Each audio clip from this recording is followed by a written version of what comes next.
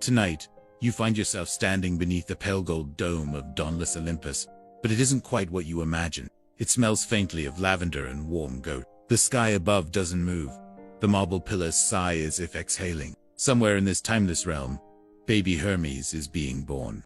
You peek into a humble cave tucked into the side of Mount Selene, where Maya, a quiet nymph, swaddles her newborn son. He is, frankly, already troubled. Before his first nap, Hermes crawls from his blanket, fashions a lyre from a tortoise shell, and plays a jaunty little tune about mischief and meat. Not content with musical innovation, the infant slinks out into the mortal world, and he steals a herd of sacred cows belonging to Apollo, the actual god of music, light, and possibly punctuality. Baby Hermes reverses the cows' hooves to hide their tracks. You followed this nonsense across dusty fields, noting the absurdity of a divine toddler outsmarting the solar deity before sunset. Apollo, sun-crowned and suspicious, is busy composing radiant sonatas when he notices his cattle have vanished. Unlike mortals, who'd chalk it up to bandits, Apollo feels the divine tug of nonsense. You join him as he descends to earth in a chariot of fire and dignity. But dignity slips a bit when he realizes the hoofprints are backward.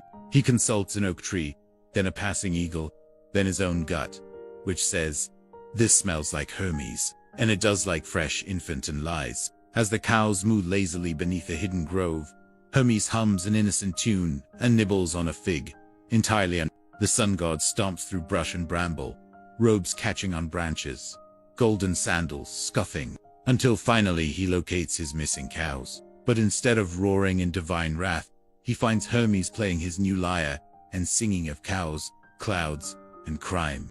The tune is maddeningly beautiful. You drift now to a courtroom, unlike any other one woven from mist and myrrh, where gods bicker like siblings. Zeus presides with lightning on standby, but not yet drawn. Hermes, barely more than a bundle of divine baby fat, denies everything with eloquence that would shame philosophers. "I'm just a baby," he chirps. Would a baby steal cows? Would a baby know how to make sandals? Would a baby lie? You suppress a laugh as Hermes produces the lyre and casually performs a soothing melody, called Ode to a Cow. "I definitely did not steal." Apollo's jaw clenches. Zeus massages his temples. The courtroom grows. By the time the tune ends, everyone including the cows is crying. Zeus rules. No punishment. But Hermes must gift the lyre to Apollo. A divine deal, struck through music. But Zeus, ever the meddler, adds a final twist. Apollo must spend a mortal year tending cattle to deepen his divine humility. So begins your gentle descent into Apollo's rural sabbatical. He accepts the lyre with mixed emotions, envy, and maybe the beginnings of artistic inspiration. Still, herding cows. That feels beneath a god whose chariot blazes across the sky. Yet rules are rules, especially when Zeus made them up on the spot. Hermes smirks, fades into the background, and leaves his older brother to contemplate. You join Apollo on a slow ride to Arcadia, the rustic heartland of myth, where the cows outnumber poets and time is less a measurement and more a suggestion. At first, he scowls at the grass, fumbles the halters, and sings sharp little sonnets about manure. But gradually, the sunlight softens, and Apollo's grip on divine detachment begins to loosen. You stand beside Apollo in the dim haze of dawn as he tries valiantly to milk a cow. The cow is unimpressed. So are the farmers. But Apollo, robes now tucked into a borrowed belt, persists. He names each cow after a constellation and begins to hum a pastoral lullaby as he works. The rhythm of farm life, foreign and frustrating slowly, becomes his new meter. He learns how to whistle at stubborn oxen, how to read cloud shadows for rain, how to coax a calf out of a patch of burrs with a soft poem. He composes as he labors, and his verses become gentler, slower, tinged with grass and silence. You feel time drift sideways here. The cows seem to understand. There is something uncanny about these cows. One of them, you notice, seems to moo in E. Another refuses to walk unless sung to in hexameter. Apollo, curious rather than annoyed, tests their responses with music. A gentle pluck of the lyre sends a cow to sleep. A staccato rhythm gets them to march. The animals respond to his divinity, not with fear but with familiarity, as if they know they're part of a larger, slower myth now. Villagers visit just to watch. Children giggle as the sun god teaches cows to dance in lazy spirals. You find yourself swaying, too, lulled by the hush of breeze and lyre strings and the low, melodic sighs of sacred cattle. News spreads of the glowing coward who sings stars into hay. Apollo becomes a gentle curiosity. Elders bring bread. Youths bring questions. Mortals begin asking him to predict the weather, explain the constellations, or bless their sheep. He obliges softly. He does not blaze. He doesn't command. He listens. He lingers. You sit with him under a fig tree, sipping goat's milk, as he muses aloud. Maybe they are all muse at these beasts, these blades of grass. Maybe I was just too loud to hear them before. You smile. So does the cow beside you. One day, Calliope, the muse of epic poetry, appears holding a bucket and a smirk. Milking or metaphors? She asks. Apollo answers, both. The muse spends a quiet afternoon observing her half-brother fumble a sonnet into a buttered churn. She recites nothing. She writes nothing down. She simply nods, hands him more pails, and leaves with a quiet remark. Even the Iliad started with a shepherd. You and Apollo are left blinking in a wake, unsure if that was a blessing or a reminder. His next songs are simpler. Verses about goats in dusk and the ache of straw. He sings one to a frog and is pleased when it doesn't hop away. Villagers begin requesting specific cow songs before bedtime. Apollo laughs.